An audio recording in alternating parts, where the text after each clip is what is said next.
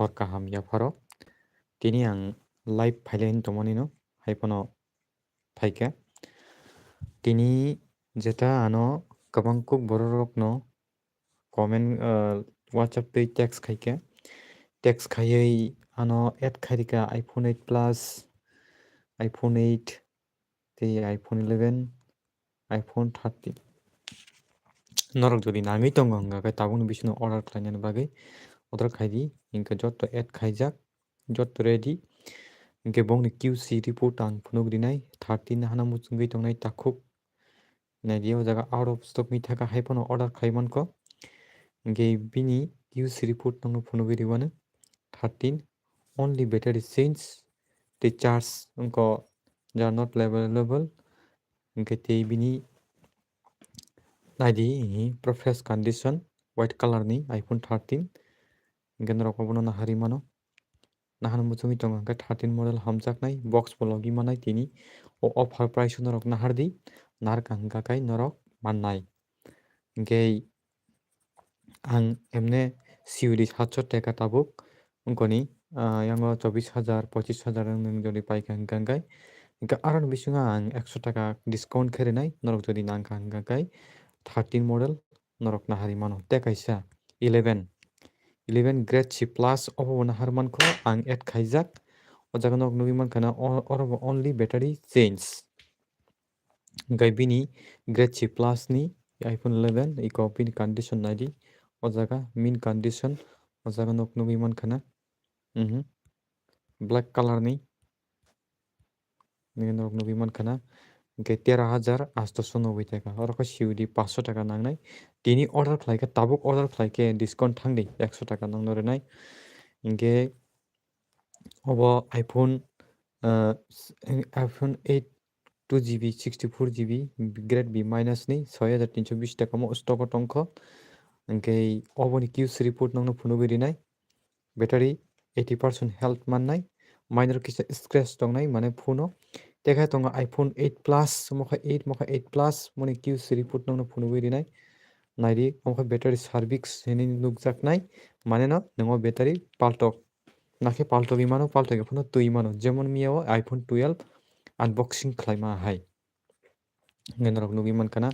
hingke phaji tabuk hingka kai bulk section o iPhone 13 baka sungo tini iPhone 13 ba 15 tongo 15 model tini kom 14 cheng phunugo nongno norok o jaga o box gwnang bo hamono grade C minus ni 18,960 টাকা phiaba bini condition bobo hayungnai o jaga back ni camera blur phainai battery bo service phainai ama hai hingke aboni ulo 14 ni grade C ni tongo grade C bo naidi bo hai tongnai nugui manka na hingke aboni ulo hingka kai B grade ni nahadi 28,420 টাকা iPhone 14 256GB pura fresh condition o jaga nog nugui mana nadi bini jeta iko kotamnani look naidi bini body pura kaham nok photo nugui manka na kono change kwrui o jaga hi norok baka sungo serial number phunugui dara hinai ko tini nongno serial number phunugui ribo hi o jaga norok mono copy khaidi copy khaiui norok nainedi nongni mobile o iOS 18.6.2 o update khaijak bujigoda hingke o jaga iOS 18 o hingka kai battery rok asuk saya mono norok use khai tongmano obo jodi nahana muchung hingke tabukno order khlaidi hingke hingka out of stock ni painai iPhone jodi Casify Super Sale tei jekono mobile phone nahana hindi tamni hingke out of stock ni paio jodi dakti nahaya hingkai tomung norok jodi order khlaina hingka ang add kato khaina roknai norok ang bai kwrwngnai mano ani WhatsApp o 7628035892 o omo khe box manai 29,600 omo 256GB tini nongno ang 13 bai 14 collect tui haika gabon bagui nongni bagui iko obo hingka hingke blue color ni naidi o jaga mobo Indian ni no nog nainedi box gwnang kono change kwrui obo model norok nahari mano hingke nahana hingka kai dakti norok ang bai kwrwnglai di tei kaisa 14 ni grade B minus ni only display change 21,000 box not available o jaga nog nugui manka na Oka 20,000 grade C ni iPhone 14 oka camera change screen change joto change inge teka tongo grade C grade B plus ni 27,600 taka ihi nok nugi mankana image nok nugi mankana naidi photo amahai ingke norok jodi order khlaina ingke nok text khaidi tamni ingke norok wano time waste ta khaidi ingke 40 ni kwbangma piece tongo tini nung dina hana muchungmani joto dam komni dam besini tongo joto tongo jaga 14 Pro tongo hi 37,240 taka grade B ni 256 GB only display change 80 to 84% battery health nugi mankana joto working camera kumro joto working only display unknown ujika norok nahana muchungke nahardi bini look phunukrinai naidio jaga hi omahai iPhone 14 Pro nok jadi nangjai tongka hingkai order khladi 31,000 ke wano hi 256 GB grade C ni o jaga bisi blur screen unknown farak asukno 25,000 bo tongo 14 plus speaker not working only speaker not working non dam 25,050 taka 25,050 taka norok oro nugi mankana jodi nangai tongka hingke norok ang bai kwrang ladi tabo hingke 13 piece phunuknai iPhone 13 nokno hajing iPhone 13 phunukana thakao iPhone 13 23,830 taka grade B only battery unknown obo norok nahari mano iko naidi look naidi dekha tongo 23,830 taka 30 taka mo 256 GB battery unknown message phainai obo battery unknown hi green color ni iko kwbangma tongo 22,000 bo tongo o jaga 128 GB battery unknown joto battery unknown grade A ni tongo 13 grade A ni nahari grade A ni hingke kono change kwrwi fresh condition nok nugui mankana battery paltukjak ahipano obo unknown message phaiglak tangi hingka mo ongkoni new condition thepajak bujika hingke jodi norok kebo phone jodi nangui tongka hingkai naina muchungui tongka hingka comment khaidi ang norokni comment no pornani bagui chaitoknai भाई आज एक ऐसी खबर comment khaidi ta mobile phunukna sadi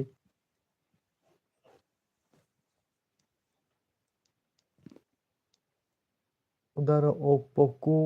F5 busuk naikadai Poco F7 iPhone 15 Pro Max Poco F7 okay Poco F7 Poco F7 Poco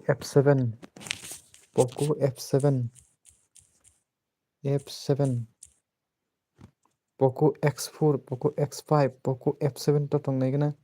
gरै single mobile thangna naigena single mobile hingke norok photo nuglak Poco F7 Qs report naidi norok Poco F7 gरै Poco F5 tongo Poco X Pro 5 tongo Poco F5 Poco M3 Poco X5 Pro tongo mo khai nungje sanmani to gरै keba boni Qs report phunukrinai iko mobile norok nahari mano Poco X Pro Android Poco X5 gरै nungje sanmani abo gरै teko kasanka iPhone 15 Pro iPhone 15 Pro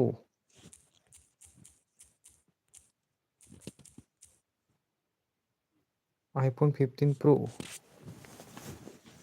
nainai iPhone 15 Pro iPhone 15 Pro Max phunukrinjo iPhone 15 Pro Max okay iPhone 15 Pro Max phunukde iPhone 15 Pro Max grade চিনি 51,640 টাকা 51,640 টাকা बाट अ mobile नोंनो हारिमानो पियाबा बिनि camera बुसखांनिबाय उक्लकनि हामग्लाक blur फायनाय ओमहाय गाइतेबो आंनो फुनुकनाय जायतुगानो गाहाम कन्डिशन iPhone 15 Pro Max अ जागा तंग्लाक बाक सेक्सन तंग्लाक आं सिंगल मबाइल थाङि फुनुगानो iPhone 15 Pro Max बाक्सा मोबाइल नहाना बागे किरी जागो माने गाहाम दा फाइना रखनी वानसुगन रक वीडियो नाइदी अनबॉक्सिंग वीडियो नोनो लाइव फुनुगो कोनो आरा थकाय मकाय करै जे मानाय रकनी डायरेक्ट बरकानो वीडियो खाइ रहरो बरकानो ट्रास्ट खाइ जेम नरगो ट्रास्ट खाइ मोबाइल ऑर्डर खलाइनो हारै मानो नाइदियो जागा screen unknown only display change grade any 15 Pro Max 65,820 টাকা 65,820 টাকা only copy screen box माननाय 15 Pro Max 15 Pro Max বা 512 GB 512 GB 512 GB grade any 1 TB नांका हंगा 1 TB बो दंगो 1 TB नांका 1 TB बो दंगो grade C minus नि grade C minus नि 80,040 টাকা 80,040 टाका बिनि ग्रेड नायदे बिनि QC रिपोर्ट नायदे बिनि QC report screen unknown there's a great any tongo 256 GB iPhone 15 Pro Max iPhone 15 Pro Max ni copy screen there's a power je iPhone 15 iPhone 15 phunukdi okay iPhone 15 nongno phunukna bai chai toknai 26,200 টাকা great dini naidi norok o jaga obano tana hardi ang je duibasno tana harin jaga mane na tana hardi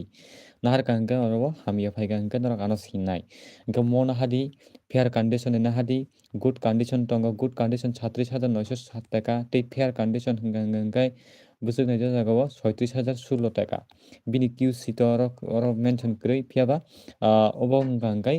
phone pro ni hoito borok rohonai mane Casify ni no haipano o je phone no nahar hangka box manai tei o jaga mention tongo phone pro box tei comfortable charger o jagao 5 to 7 scratches phaimano o jagao 6 month ni warranty 32 quality check 32 quality check fair condition good condition sell phadei iPhone 15 phadei ko C+ nadi C+ grade nadi bini grade sorry QC report nadi norok tamjagamo iPhone 16 tonglak manai iPhone 16 tini offer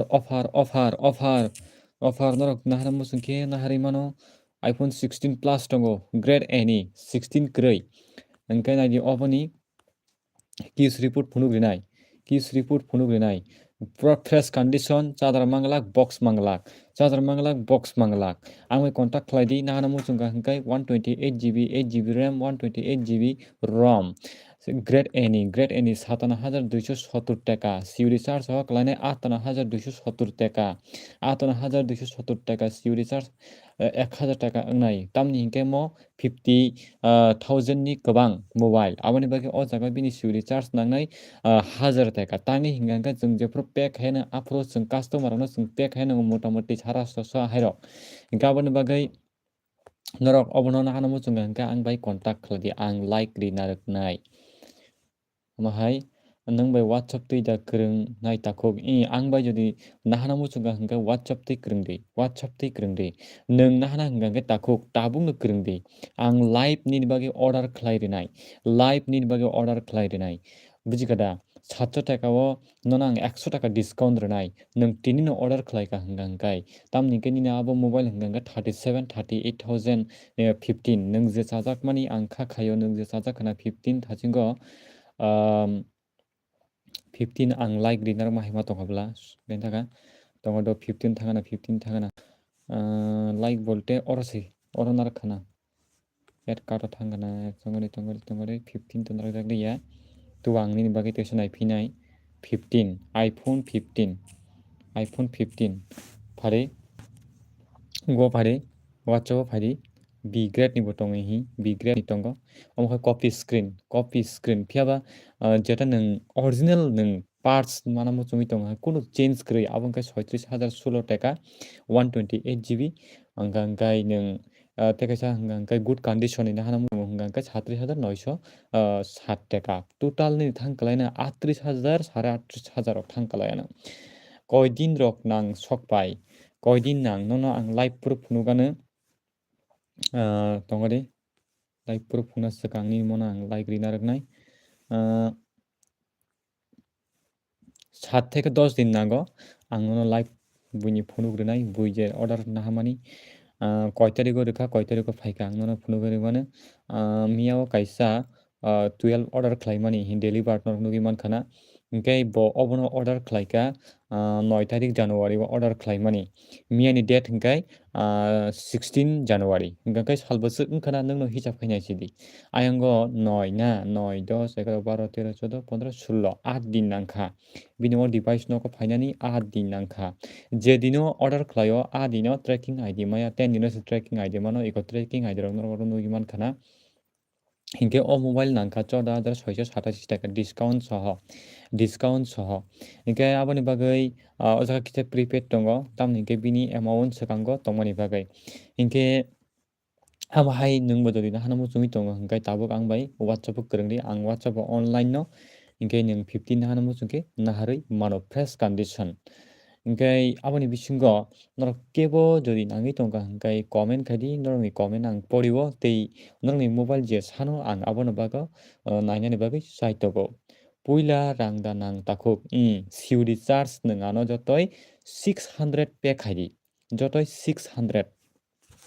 বুঝিগেদা 700 টাকা অননা 100 টাকা discount রিখা গাবনি বাগৈ নং আনো 600 টাকা payment খাইদি তেনিনি address তেনিনি বুমুং তেনিনি মোবাইল নাম্বার গিনিনি এড্রেস রহরনাই পুরা trusted খাইদি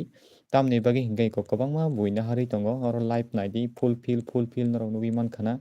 o jaga kwbangma buina harjak tongo gaboni bagui kuno wana kwrui tamni hingke norok ano sinibo tongo gani YouTube channel o to subscriber busuk tong kwrui norok nugui mankhana hingkai ang YouTube busuk samung khlai tong abo norok nugui tongkhana hingke tei ani parorok bebak no joto mention khlaijak tongo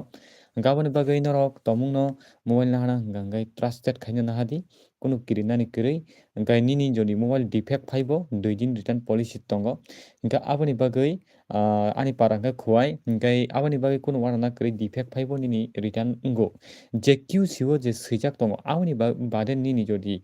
mane phaiga hingkai aboni return policy tongo hingkai kuno wana nani kwrui return ni rang kifilmanani hingkai 13 থেকে 15 din nango o rang chini o wallet o phaisok paio o jaga o phaisok paio hingke o rang bai nung tewaisa kubuni mobile no order khlai mano abono return policy hingke tabuk nung jodi nahana hingkai nung ang bai whatsapp o kwrwngdi nini bagai ang nasingjak hingkai obo haino tei kebo norok jodi order khlaina muchungui tongo hingkai tinini bisingo order khlaidi কোনো problem kwrui jeta fresh condition ang no phunugui rio aboni bagui ang sakango bar no sai tongo Casify Super Sale ni mobile nahana hingkai grade naidi o jaga grade nok nugui mankana A grade B plus B C plus B minus C C minus D plus D D minus E plus E ama hai grade tongo gaboni bagui nung nini bagui nung jodi grade nahana ke A grade B plus B C plus abo nahadi tei C nini khaito oroni sei warranty যাচ্ছে নিনিকে 6 মান warranty যাচ্ছে তে return policy বো নং মানাय 180 दिन ama hai mobile senora ang phunugo nini bagai jeno nung salkolok nung use khaimano hingkai aboni bagai oyang tei super sale ni jeta Casify Super Sale ni smart buy refurbish ni rok nugui mankhana second hand no wanchukdi o mobile wngka second hand gaboni bagai nung fresh condition hana muchungui tongo hingkai ang nini bagai sai tonijak nung jodi order khlaina hingkai logi order tabungno place khaidi tamni hingke out of stock ngi painai jemon buini kwbangma haino ano order khlairio mane tamnani nairio hingke phiaba ulo hingka out of stock ngi paio out of stock ngi paika hingke tei order khlaimia jemon romdi o jaga iPhone 15 plus mo 3730 টাকা mo out of stock ngi paika iPhone 14 out of stock ngi paika iPhone 11 out of stock ngi paika iko iPhone 12 out of stock ngi paika same hingke aboni bagai Tahun rogo thangai paike busuk nangno iPhone 15 Pro Max hingke abo rok hingka khe ang aboni tahun ni bepar rok hingka khe saimaya ang sudu chini je Casify Super Sale je cholimani price no saka hingkai offline ni market o busuk choli tong abole ang thangai bisi to khaijakya hingkai nung jodi aroni bisingo nung jodi oro trusted hingka khe oro nang naharwui mano hingke nung offline jodi trusted hingke offline nung naharwui mano abo nini live nini depend nini upor abo depend khaio nini ichha gaboni bagui jodi nung naharna hingka khe chini oro nung order khlai mano tamni hingke ang no joto live proof phunugui rika hingke nini bagui ang iko warranty jat mobile already no add khai toni rika hingke wish list o hingke nung jodi nahana hingke nahardi o jaga iPhone 15 6GB 128GB omo hingke 39,080 টাকা tei kaisa hingke 27,130 টাকা mo good condition mo fair condition hingke jodi nung nahana hingke nung order khlaidi nini login nini payment login nini address login nini mobile number tei nini bumung abo mention khlaisidi je jagao nini manui Flipkart ni Amazon ni manui thango jagao nung tamnani order khlaimano tei kaisa kok nung jodi khuna kwrwngna hingka khe o je 15 model tei manliya tang hingke Casify Super Sale o manani kok thugo jefru borok offer khlaio mane afuru nung naharkhe nung nini device no nung naharwui mano nung je chajakmani ang ulo rwnai next time o rwnai ni toka hingka khe offer no nung grab khaimaya gaboni bagui nung jodi nangsugui tongo hingka khe nung tini no order khlai paidi hingkai manui to phainani 8-10 din rok nango abo haita hingke abono tinini hingke tei kaisa 13 model tongo grade B ni 20,130 টাকা 20,130 টাকা nok abo bo order khlaimano obo hingka o jaga hingka khe display unknown mane display change khlaijak obo tamnani iPhone 13 ni iPhone 11 tongo grade C ni rok oro nugui mankha busuk 11,680 aboni bisingo Samsung Galaxy S20 FE tongo 5G 5,550 টাকা hingke aboni bisingo nung warranty jat nahana muchungo hingke 14,385 টাকা o jaga box manai charger mannai hingke abo haike norok nahalai mano kono kirinani kwrui trusted bui kwbangma no naharwui tongo hingka o jagao Casify o amsukhe je customer support chini tongo jemon romdi chini oro customer support o jaga chini sales manager tongo chini chung direct bo bai kok salaio tei chini jodi chini product bo jaga sokpaika bo jaga sokpaiya amni bagibo chungni o jagao need to with chat tongo o jagao chung jaga thangya kanui chung borok bai o jagao help o thangya kanui chung borok bai abo haike chung borok bai ego khlaio text khlaio amo haike ani manui bufru sokpainai bo jaga sokpaikha bebak no amo haike chung borok bai kwrwnglai tongo amo haita hingke aboni bagui norok pura trusted khaidi Casify Super Sale o obo Casify baksa hino Casify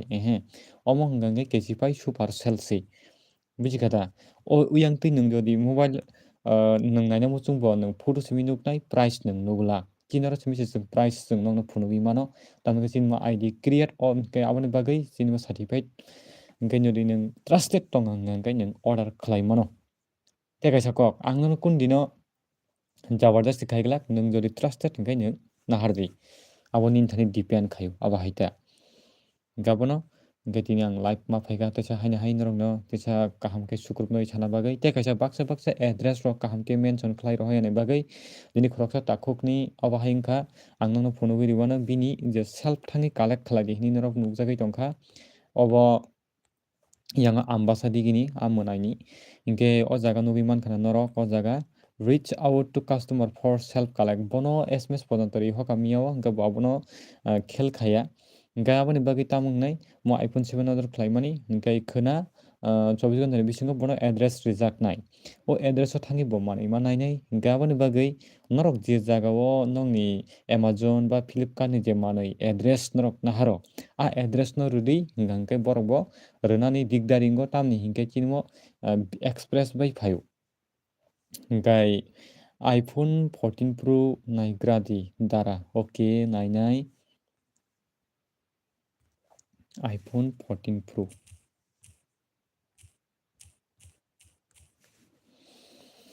naidi grade B minus ni hingkai bini photo phunuknai iko naidi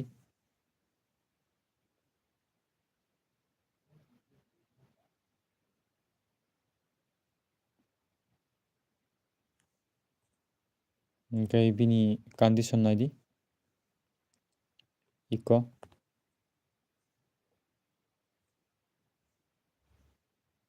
नायदि faba अ जागा condition दङ display आननोन display पाल्टक दै बेटारि health 80% नों माननाय अ डिभाइसनि दामोनखा 36,210 टाका नों 14 Pro to 56 GB Kamakhya फाननो थांदि फुन बाजार फाननो थांदि नों मबाइल हेरबायनो फाननो थांदि आगरतलायाव थाङै नायदि नों आजावा कुनदिनो फानो 36,210 टाका बाय नों मानग्लाक नर आजागावा बेटारि हेल्थ बाक्सा नुखना 100 दक मानो फायो फियाबा आबो कुनदिनो सेकेन्ड हेन्ड मोबाइल 100% बेटारि हेल्थ दं यादो रमदि एक मास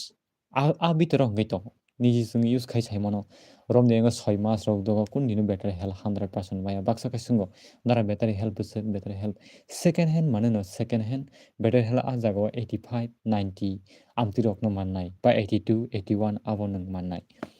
ओमफ्राय आबोनि बागै बेटारि हेल्थ नरक पेसार तातोन्दि तामनि इंके आबो बेटारि हेल्थ आइफोन नि कैसा अमाहिकेनो कैसा डिजाइन कैसा खालामजाखा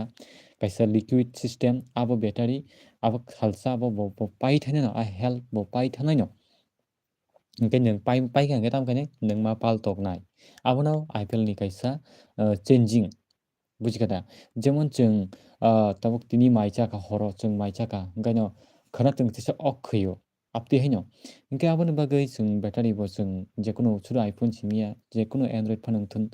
एन्ड्रइड निखे आजागा बेटारि हेल्थ फनु जयांगि बर आसु वानाया 100% चार्ज कैसिउ फियाबा आपिनि कैसा अमाके डिजाइन खालायजाखा जे 80% बेटारि नों चार्ज मा खायनाय 80% 100% खायका अंके लगी लगी माने नि नामो निनि जेट साइकेल बो बांनाय ते निनि जेटा निनि बेटारि हेल्थ बो कलायनाय माने कमिनाय गाबोनि बागै बेटारि सब समय नों 80% चार्ज खायदि 20 नि सिमि 80% 20 जरा हंके नों बनो सको गैरेदि आमा हाइता सरि 80% के सको गैरेदि 20 नि सिमि नों चार्ज खायदि 20 जरा हंका के निनि मोबाइल नों बथागदि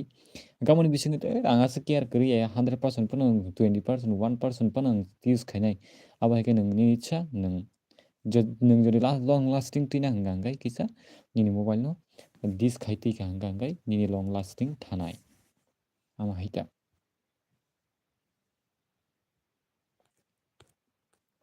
गनरक साइमान kana इंके आबोनि बागै बेटारि हेल्थ तै कुनासो प्रब्लेम ना करै इंके नरक न आं फुनुक दंगो 14 Pro इंके नरक नि बिसिंग केबो जदि नाङै दंगा हंगांगाय आं गोरोङै मानो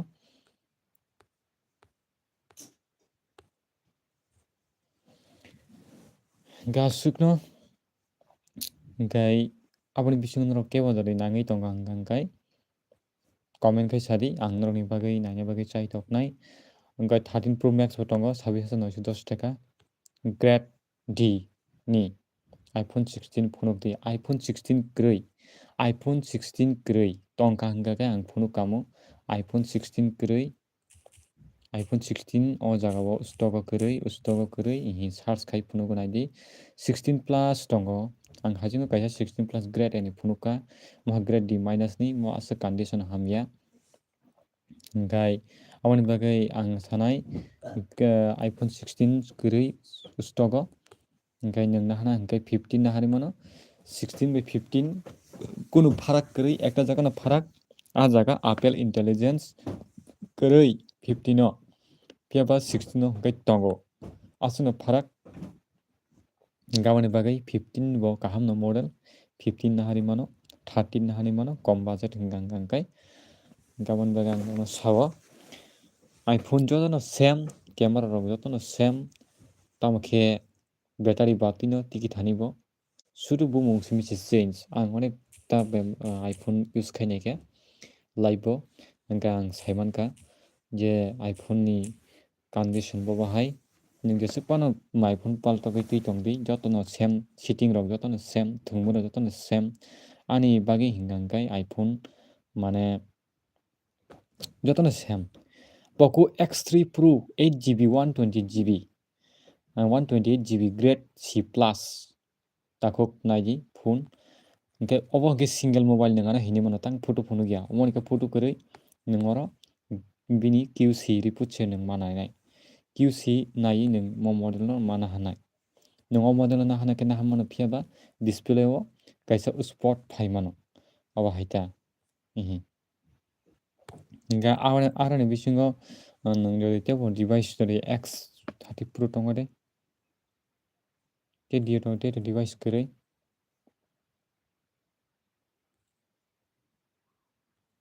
X30 Pro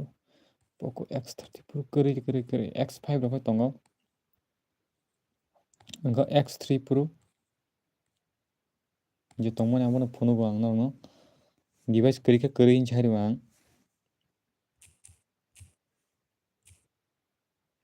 trusted tongkhe nahadi abono ang sao bare bar no trusted kwrwi tana hadi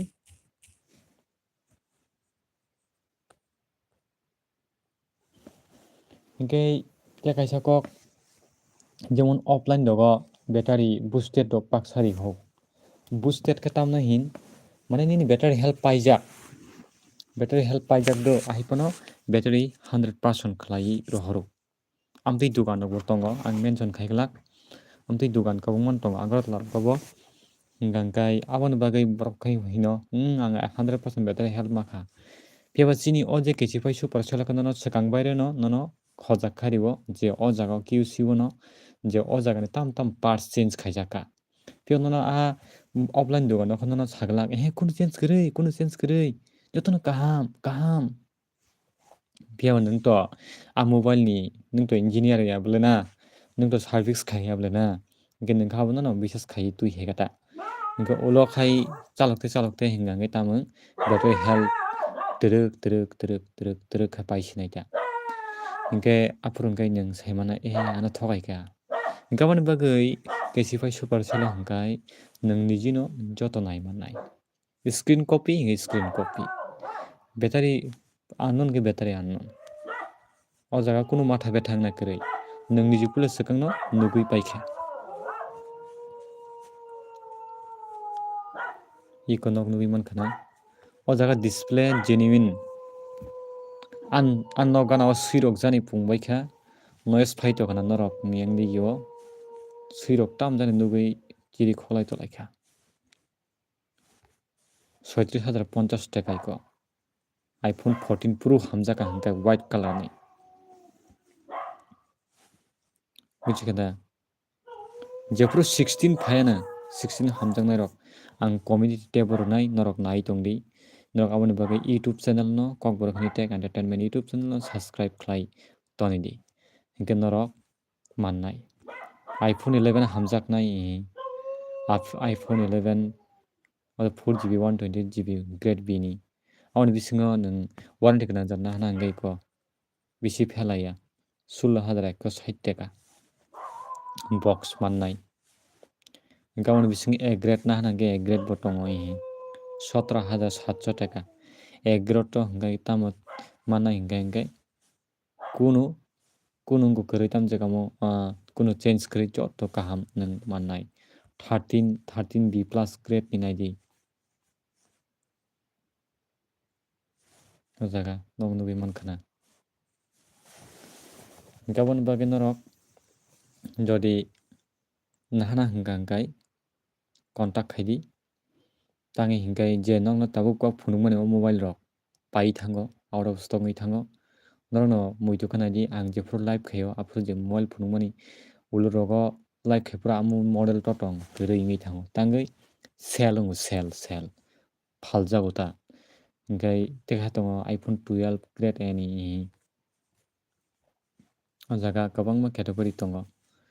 pura pure condition nong mannai iPhone 12 best agini kwcham model ni bisingo discontinue khlai rijak ahaipono iPhone 12 best mobile ani bagui teisa full details khe setting rok sadi bo setting no sanai bo setting ni kok no sa hingke ang teisa sana bagui chaitoknai yes Sunita Devi hini phaio te khoroksa tamjani setting ni kok no saka bujimaniya teisa full details khe setting rok sadi hingjao full details khe Oppo Reno 13 Oppo Reno 13 Grade A, Grade B. Okay. Okay. I explain you. I'm gonna explain खायसे सानायदो. Grade A. Grade A ताग्रमदि of Grade A नायनायदो जों Grade A. QC नायदि Grade A तमो. Grade A के पूरा fresh condition आ जागाव कुनु change गरै. Grade A नि condition के माने कुनु change गरै पूरा new condition जेमन और iPhone 12 Pro 6GB 128GB Grade A नि 27,670 टाका. अबनि प्राइस पूरा pure condition माननाय. Grade B. Grade B ओ हंके बिनि condition बाहाय QC ओ नायदि ओ जागाव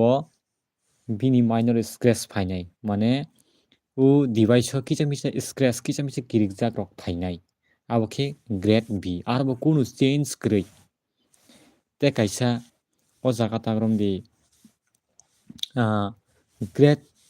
C plus Grade C plus नि बाहाय नायदि ओ जागा QC गनो फुनुगनाय ओ जागा हंके battery unknown माने battery पाल्तोक जाखा missing panel माने जे सैजा QC वो जो तो QC मिलिया दो जो तो QC मिलिया बाक्सा QC मेंशन तंगो display change QC सैनाय निनि फुन बाहाय ना माननाय अब हायता दे आबन बगे नोंना QC नायदि हिंसाव ओ जागा 10x दंगो ते कायसा 64GB 10x shot नायदि और वो Q3 फुट नायदि और कुनु चेंज गरै पूरा इहि चार्जर बाय बॉक्स माया Casify Super Sale अब हाय Grade A Grade B आति रगता बाखा जागा रग रिदु बंग जागा मेंशन दखाय अब नों माना मेंशन करिके माया Oppo Reno 13 ताबो बुजिखना Grade न तुयै खाखायो Grade Oppo Reno 13 Oppo Reno 13 तो गरै Oppo Reno 13 5G मिला है शिवम लोहेकारे देखो Oppo Reno 13 5G 8GB 256GB वाला देखो इसमें आपका क्या क्या डिफेक्ट मिलेंगे आप minor pen peel off bubble glass panel damage मिलेंगे और माइनर कुछ स्क्रैच आएगा उसका कंडीशन देख लो यहाँ तो नज़र आ रहा है सब कुछ सही है थोड़ा सा यहाँ टूटा हुआ है देखो फिर भी आप ले सकते हैं आप जो मांग रहा है कोई भी टूटा फूटा नहीं है लेकिन इसमें सिर्फ 1 पीस है भाई तो मैं कैसे आपको दिला दूँ फिर भी मैं आपके लिए देखने के लिए कोशिश करूँगा ये भी डैमेज है भाई Oppo Reno 13 सिर्फ दोनों डिवाइस मिला है Samsung Galaxy M30 Oppo Reno 13 का पीस नहीं है भैया जी फिर भी मैं यहाँ पर सिंगल प्राइस में जाके मैं देखूंगा सिंगल मोबाइल पर Reno 13 Oppo Reno 13 5G Oppo Reno 13 देखिए बॉक्स मिलेंगे यहाँ उसका डिवाइस ग्लास पैनल डैमेज मतलब आप नहीं ले सकते iPhone 14 Pro Max इसका पहले सैमसंग गैलेक्सी M35 देखेंगे इसके बाद हम लोग देखेंगे iPhone 14 Pro Max okay iPhone Samsung Galaxy M35 नोंना हाना हंगाय अर्जुन त्रिपुरा ग्रेड C नायदि बिनि QC नायदि ताखुक अरुण त्रिपुरा अब नोंना हानाखै नाहार मन फियाबा बिनि किसा कंडीशन हामियासो कंडीशन का हमजात गांकाय ओ जागावा M35 C माइनस कंडीशन आसो हामिया अब नोंना हारि कोनलाब गरै आंखाय आंगाते हाय थकायग्ला तांग हिंगे उलो आनिनो बुमुं हामिया नाय डिवाइस हामिया सेल खायबानै आउन बागै जे डिवाइस नो आं नाहारि मानो हिंगे नों आ डिवाइस नाहादि आं जे डिवाइस नो माना खायो ता नाहादि Abase ani thanikai abaikhe ang deal khaio no nang kuni no thokai je go device no riglak nini rang no magana khlai riglak iPhone 14 Pro Max tang hingke jotoni kolom to kiklaimani rang haino bo hangbalaya iPhone 14 Pro Max देखो iPhone 14 Pro Max loose screen major screen copy आएगा iPhone 14 Pro Max जो iPhone 14 Pro Max को लाभ करता है पसंद करता है इसके लिए मैं दिखा रहा हूँ यहाँ iPhone 14 Pro Max 256 GB देखो ये ग्रेड C- का है उसका कंडीशन इतना अच्छा नहीं है ये ए ग्रेड का है आप लेना है तो इसको ले लो 43,800 ग्रेड ए का है उसका QC देख लो भाई इसमें कैमरा अननोन आएगा और स्क्रीन अननोन आएगा इसका मतलब है ये चेंज हुआ होगा मतलब ये चेंज होके ये बेच रहा है कैसीफाई लोगों ने क्योंकि कैसीफाई में मैं पहले से कह दिया है जो QC में जो मेंशन है वो मेंशन ही आप मिलेंगे कोई बातों में वो भी नहीं मिलता है आपका लकी हो तो आप उसका ज़्यादा भी मतलब उसका से अच्छा आप मिल सकता है नहीं निकलता फोन मॉडल 16 मोटू G35 ओके डिमांड कर रहा है एक भैया ने मोटू G35 डिमांड कर रहा है इसलिए मैं देख रहा हूँ मोटू G35 मोटू G35 तो नहीं है देख लो आप लोग देख लो मैं देख रहा हूँ आप लोगों के लिए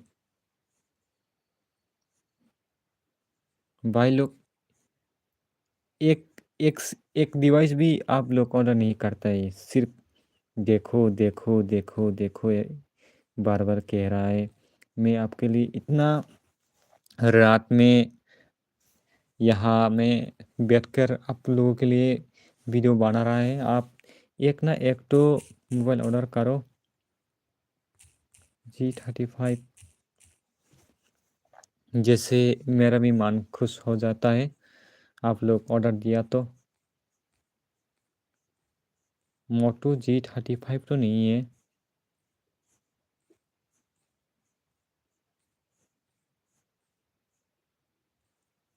सॉरी इसलिए मैं आपके लिए जो डिवाइस आप जो मांग रहा है डिमांड कर रहा है वो मिल नहीं रहा है यह मोटोरोला मोटो G54 5G 8GB 128GB ये ले सकता है आप बॉक्स भी मिलेंगे लेकिन इसमें कुछ कंडीशन में देखना पड़ेगा क्या इसमें चेंज मिलेंगे देखो आप खुद देख लो मैंने लिया कैसे है कताल पाइमरा नंखे आनो गोबां kokborok sungo ani mobile ke tamo mane borok ano confuse nangjago ta mane borok oti hini wansuk na mane bokhai tangoi Casify Super Sale ni mobile paiya amtwi rok ni borok ano sungnani bongni bwkhani kok kang buji mata khonadi ani mobile paijak kha September o do September October November ni simise October November ni simise ang Casify Super Sale o kam khaina chengo aboni swkang ang Casify o mane thingno naio haifano ang a jorao baire rokni video naio do ang afuru ID swnamyakho ID ang jefuru swnamo November December January 3 mas ang tabuk swk jora twi Casify Super Sale o samung khai tongo norokni bagwi bujikha da hinkhe ID create khaika hingka kaino ang mobile order reklaya puila swkang chini kamini no khoroksa mwnai order khlaika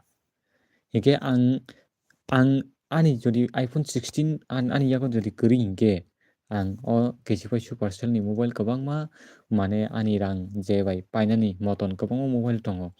aje rang baita paima khamu phiaba tangoi ang paijak already aboni bagui ang paiya phiaba salsa ang paina hini khatung tongo tamoni hingke ang device kwtal siko ang device pura takpono 100% battery health 100% no battery health tongkho hingke aboni bagui ang device no ang tui tongo ta apti haita hingke aboni bagui nung je question khaimani answer nung mani thangkana dara Samsung F16 5G da tongki kisa phunuk da mano don't worry bro ang asuk tonglen drong ni bagui no Samsung Galaxy F16 tongkhe nung nuknai kwrikhe nuglak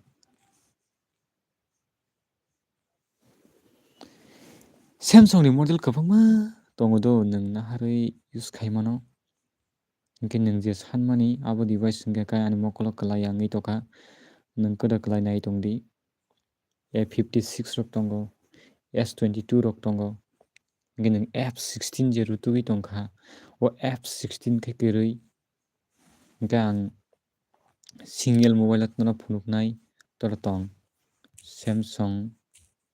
Galaxy F16 baksa sungo ano darani dogan borok norok YouTube se ang online se nong photo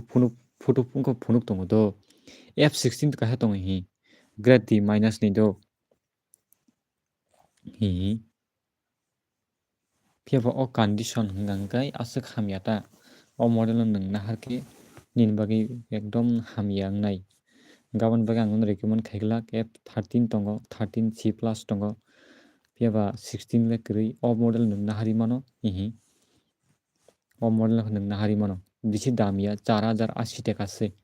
phiaba o device hingkai gosingano 4G singano angkhe gama thungma bagui games sigana bo game thungna bagui battery health komikha 6 month old okay ango game thungo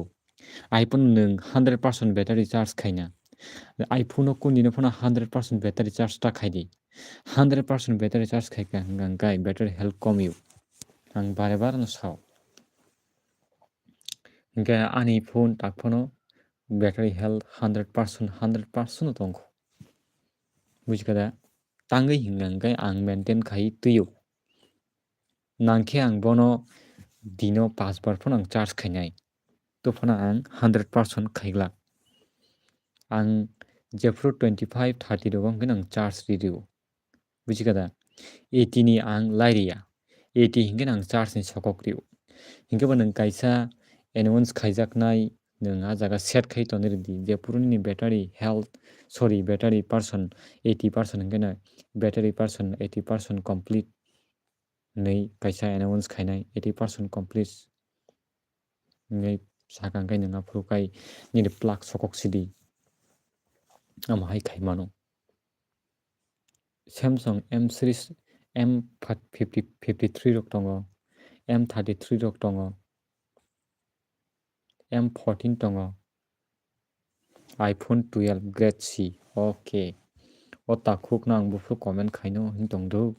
thajingo waisa phaikabo laipo hingke apuru hingke bo comment sikhaya kebona kang tam comment khaya hai simi hinjokha okay kok kwrui kok sakai kerang kothoma iPhone 12 naini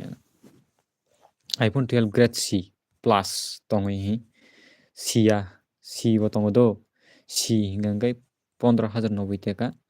hingkai naidi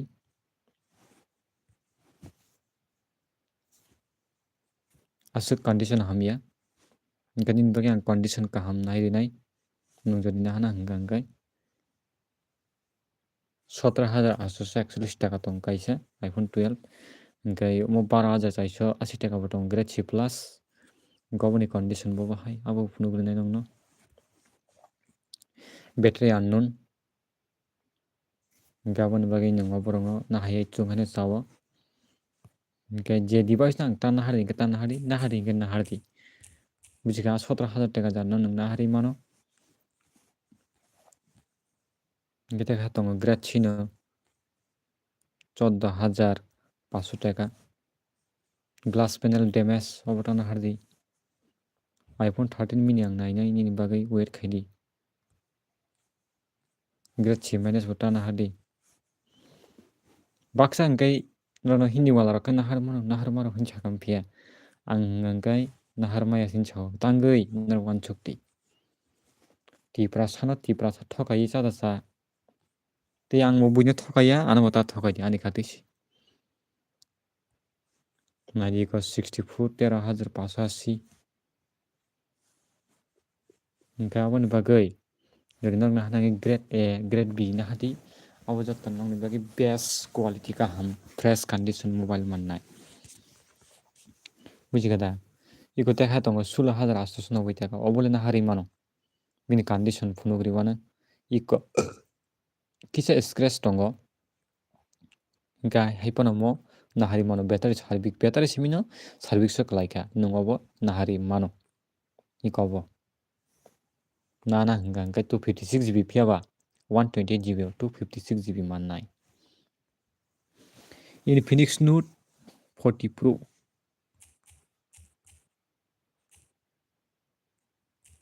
game iPhone mai game ta thungdi tangai hingga kai noro game thungna hingga OnePlus rok na hadi Poco rok na hadi game thungna hingga kai heavy user hingga kai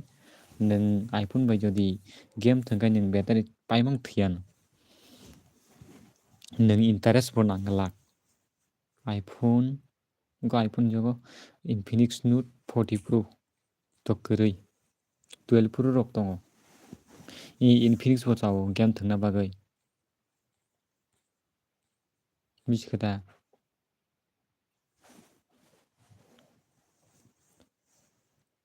13 mini 13 ni puluk ka okay iPhone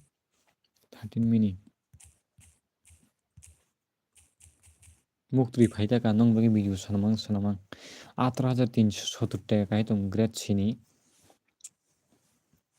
iPhone khoroksa sukpano order khlaini kwrui trusted kwrui ihi white color ni 13 mini borok ni thani kaisa o bisas jini tongka nango bisas kwrui hingke nahari maya je kuno phano trusted jinis borok thani kwrui hingke a borok je kuno phano bo bini laibo khlaimaya ama haita ang mutik khlainai mutik painai hini jodi bwkhao thonya sakjartui a borok kuno mani phano paimaya ama haita 13 mini te piece kwrui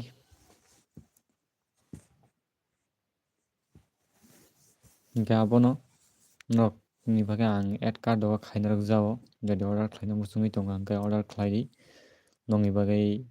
WhatsApp available open angkai norok jodi nana musungke norok ang bai kwrwngdi ang norok grade kaham kaham sairinai grade hamya nokno order reglak Vivo T4X 5G Vivo T4X 5G nakhe kwrui Vivo T4X kwrui Casify Super Sale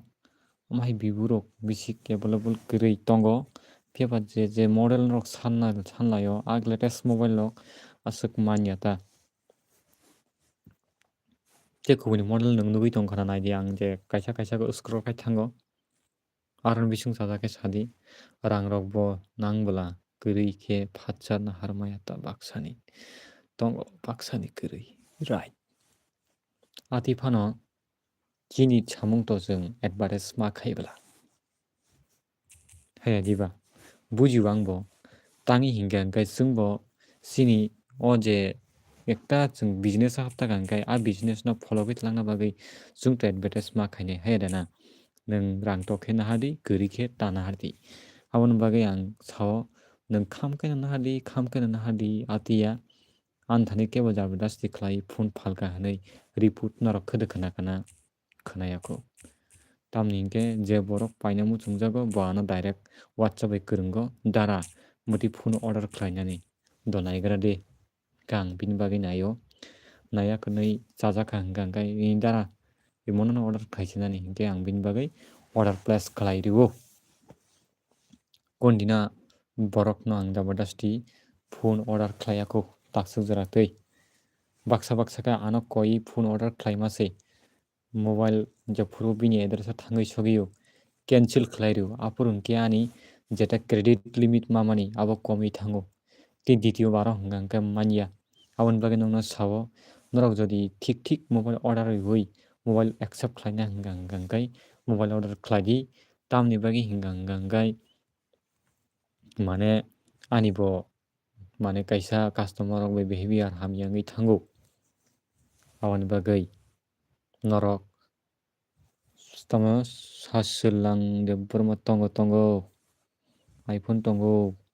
dara samsung phone ni charger rok da man samsung phone ni charger mana hingkay iko o jaga paidi o jaga hingkhe nung samsung ni charger nung mannai jemon romdi 6000 ni bisingo tamo mobile kaham tong phone ukrati kisa ustor tei battery kwbang jar camera bo kaham jar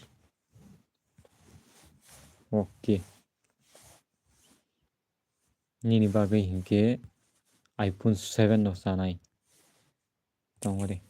iphone 8 eba iphone 8 na hari 6000 ni bisingo hingkay iko grade C plus ni 64GB 2GB obo nung nahardi nini bagui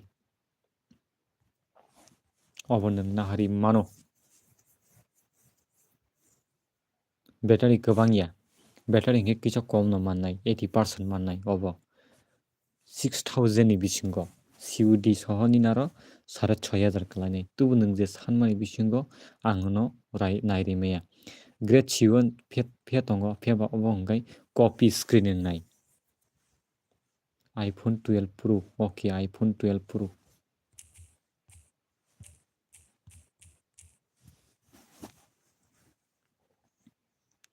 samsung ni charger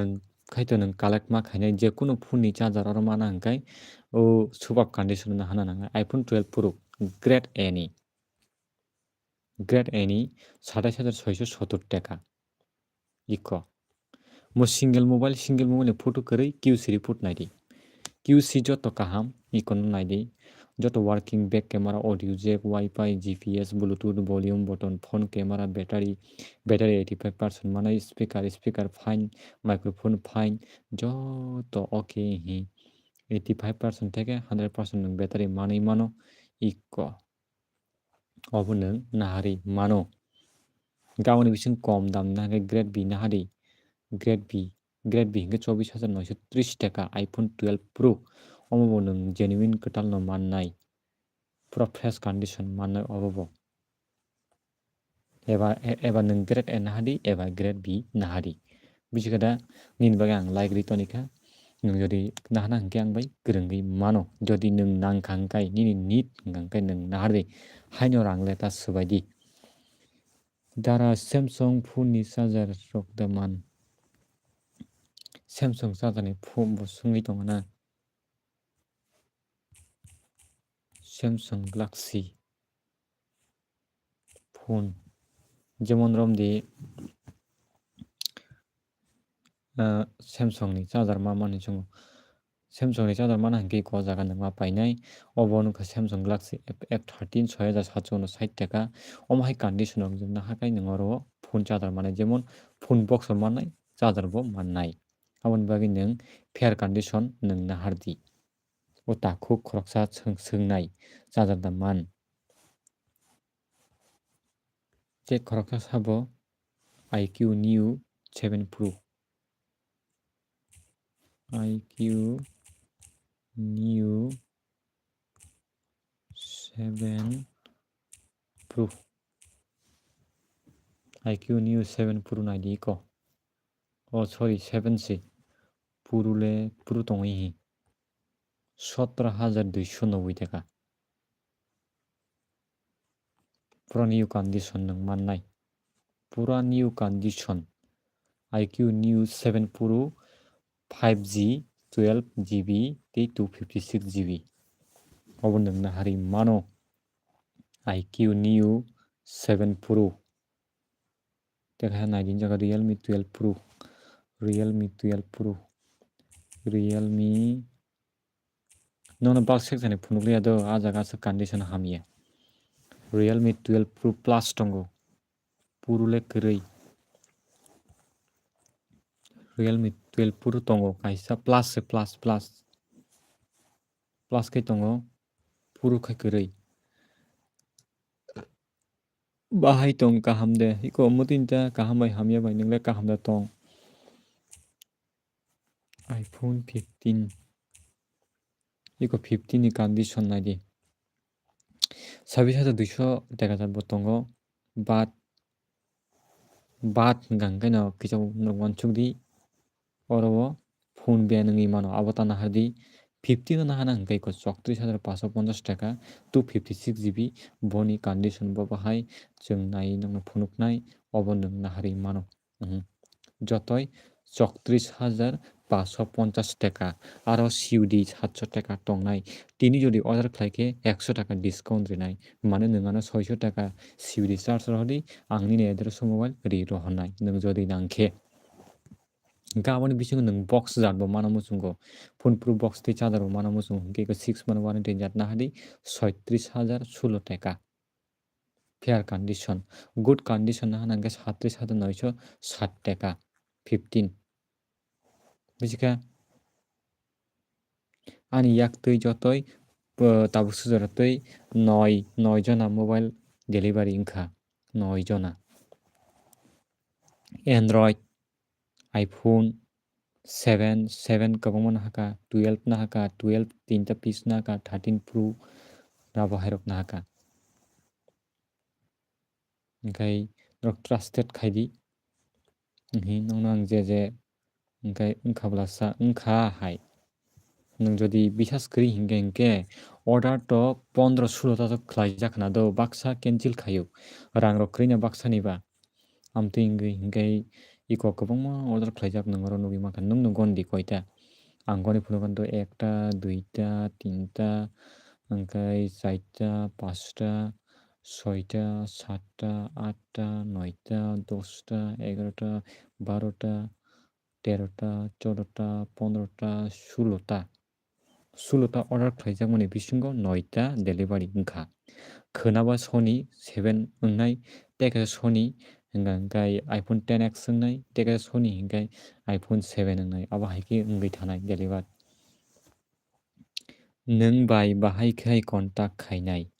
ani WhatsApp number note khaina rokdi 7628035892 call ta khaidi direct WhatsApp khaidi call o hingkai ang kisa video tongo hingkai aboni bagui o ang text khaina hingkai ani free tongo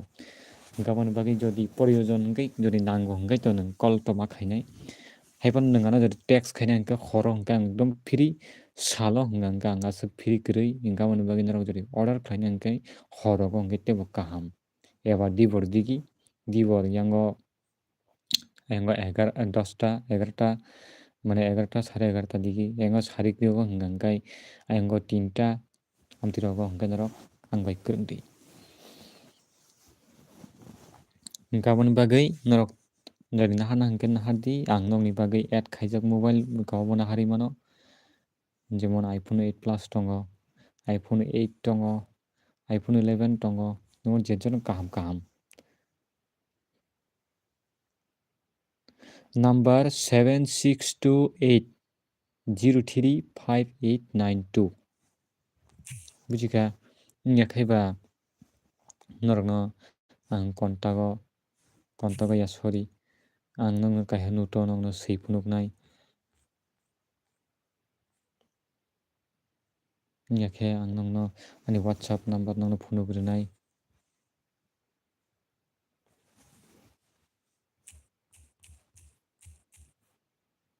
iko ani WhatsApp ani logo norok o jaga contact khaidi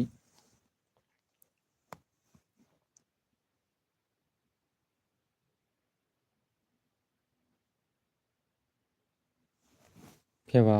Borok phone number dong nunu khanu nugi saimia 7628035892 tinini hingale kebo paine kriko paine hani kabangmano borok phaikya phiaba khanana hanai darang no lo kok sanai nungbe lo kok salainai dararang sodung dongkho abo hairokta phiaba borok na hanai borok ano kabangma tini device norok naikha whatsapp ti krungkha motamoti 6-7 jona hairok baksa 15 baksa ba 12 baksa ba 13 baksa ba 14 nairikha baksa ba 7 rok 8 rok nairikha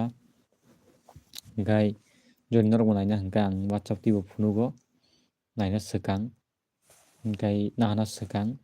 jodi trusted hingkai nung nahardi chajak khe nahardi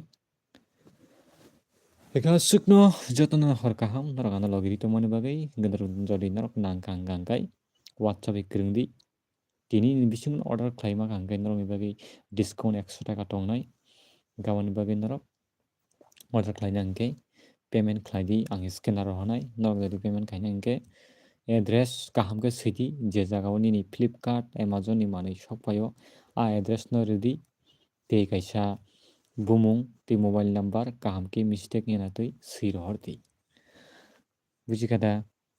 hingkai COD hingkai yango 1000 ni simi 20000 jora hingke 500 taka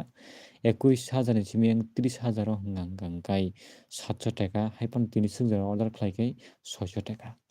hingkai jodi ang 30000 ni simi ang jesuk pano hingkai jesuk pano 50000 jora ti hingkai 700 taka 50000 bolte 49000 hingkai ayango jodi 50 lengo laijak hingka 1000 nangnai ama haita hingke jodi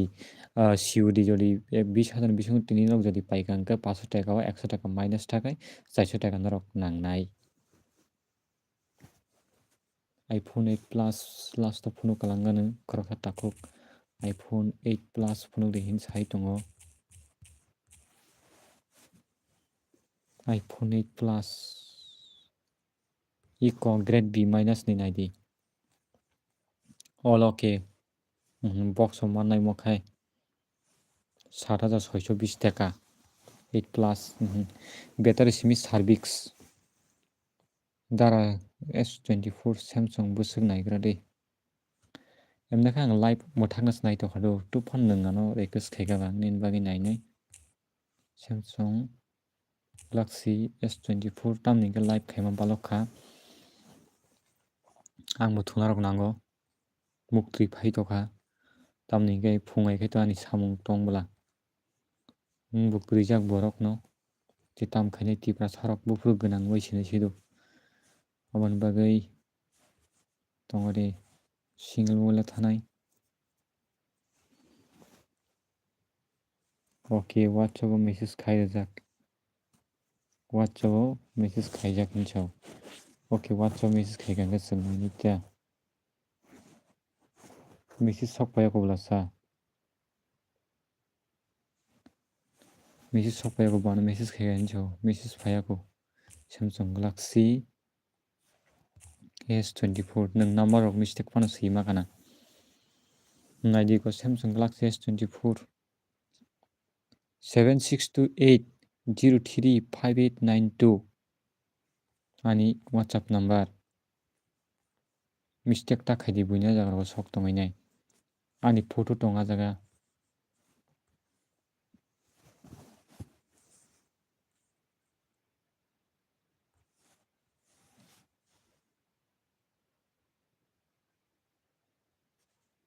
tabuk tesa text khaidi ang white mane ang busy rok khana Samsung Galaxy S24 plek kwrui abo kwrui o jaga tam tongo 36 tongo 21 tongo 10 lite tongo A55 tongo S20 tongo obo jotono fair condition ni bulk section thakini eno Samsung Galaxy S20 13170 টাকা ফে বাবা সে condition হামিয়া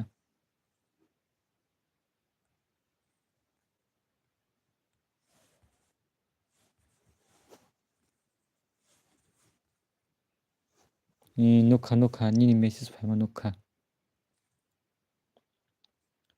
S22 le tongare. iPhone 12 phone nai toke tongere Samsung Angbini Galaxy S22 se phone de hinjai tongmani 14,332 টাকা इको 23,260 টাকা tongdo S22 mane obo hingkai 6 month warranty mane superb condition ni o mobile umukum tati nahari mano box manai charger mannai obo ultra ya sudu S22 ultra botongo ultra botongo kriya ultra hingkai इको 29,250 টাকা बि grade नि grade kaham no nahardi hingkai jodi fair condition nahana hingkai 37,000 iko mo nahari mano 29,250 টাকা Samsung Galaxy S23 Ultra nung WhatsApp ti bo nai mano live nugulano phunuknai iko grade A ni iPhone 12 20,410 টাকা B plus ni 19,440 টাকা C plus ni 16,570 টাকা फिर ओ जगह हंगे बिनी condition बाबा high Nayudu सबसे सस्ता देखेंगे तो आपका डिवाइस में डिफेक्ट आएगा बाद में मेरे से कोई कंप्लेन नहीं रहेगा आप जो मंगाया है वही तो आएगा ना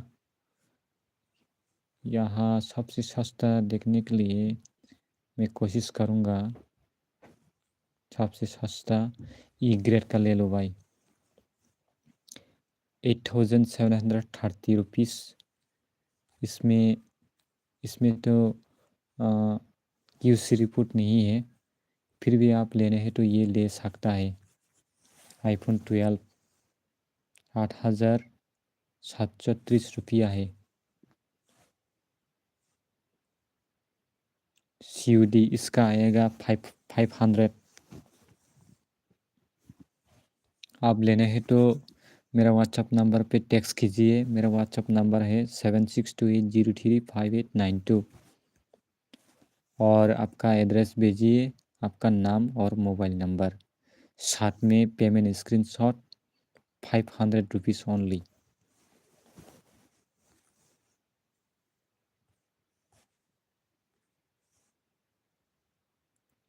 लेना है तो अभी मैसेज करो मेरे को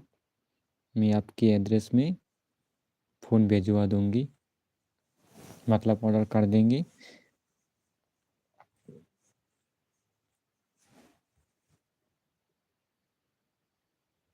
इसका अलावा भी ग्रेड डी का भी है लेकिन अब तो मांग रहा है कि सबसे सस्ता देखे तो मैं सबसे सस्ता देखा दिया है भाई और चैनल पे नया आया है तो आप सब्सक्राइब करके रखो और सब्सक्राइब कर देना और आपका फ्रेंड्स के साथ भी ये यूट्यूब चैनल को शेयर कर देना और लाइक भी कर दो ये वीडियो के लिए गाय खाजाना मार्केटिंग संग जत्तना हामबाय नरक लगेरि तंगमनि बागै नरक आनि WhatsApp ti krongdi नरक मोबाइल नाहाना हिंkai नरक टेक्स्ट खाइदि हिंके आनि bo time waste ngo नरक जदि नाहाना या गंkai दारा आरो फोन सेल दा खाइमान दारा और फोन सेल दा खाइमान तब सुख जरतै 15टा सबसे सस्ता फोन अरे भाई मैं आपके लिए सबके सस्ता फोन तो देखा दिया ना और क्या ढूंढ रहे हैं आप iPhone 12 सबसे सस्ता लेके तो आपका बाद में आप फंस जाओगे ना इसमें डेट में आ सकता है मोबाइल बाद में आप मेरे को कॉल करके परेशान करेंगे भाई आप कौन सा मोबाइल दे दिया मेरा मोबाइल तो स्विच भी ऑन नहीं हो रहा है आप क्या मोबाइल दे दिया मैं पुलिस की कंप्लेन कर दूंगा ऐसे तरफ से बार बार मेरे को आप कॉल करेंगे इसलिए मैं सब लोगों को मैं कहना चाहता हूँ आप जो मोबाइल ले रहा है आप सोच समझ कर ले लो बाद में मेरे से कोई कंप्लेन नहीं आना चाहिए क्योंकि आप जो डिमांड कर रहा है वो डिमांड से ही मैं आप लोगों को दिखा रहा हूँ जैसे आप डिमांड कर रहा है कि iPhone 12 सबसे सस्ते वाला दिखा दो सबसे सस्ता वाला तो मैं दिखा दिया, और क्या ढूंढ रहे हैं आप? यही तो सबसे सस्ता, 8730 रुपीज़। आप देना है तो दे सकता है, ऑर्डर ऑर्डर करना है तो कर सकता है, अभी अभी भी कर सकता है। ये सिर्फ 1 पीस है, सिर्फ ये है